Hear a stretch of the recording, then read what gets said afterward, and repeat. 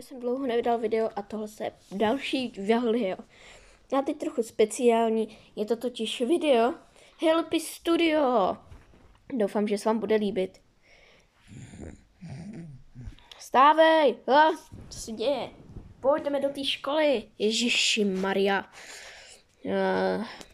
Teď jdeme, přidej do kroku. Počkat. No ne, dneska škola.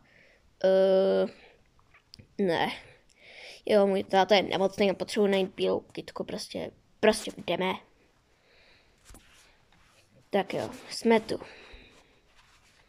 Tyjo, to je zvláštní obchod. Dobrý den, neměla byste tady kytku, co si můj otec objednal. Myslíte Bahamali Tuterár? Máte ji? Nemám, ale můžete ji najít. A kde ji najdeme? To je za stromem.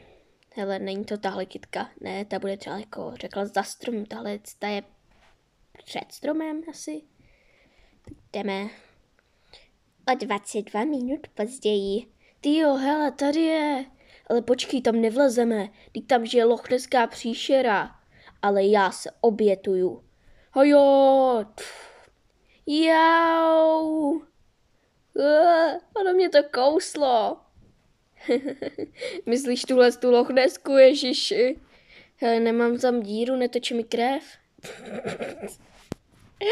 Počkej, jsem tady kaloty, rozrhla ti kaloty. Hele, to není sranda, uklidni se, jo, máš je zašitý, vem si to. Hele, dík, tak jdeme, jo. Hele, co to? Konec. Pokračování příště.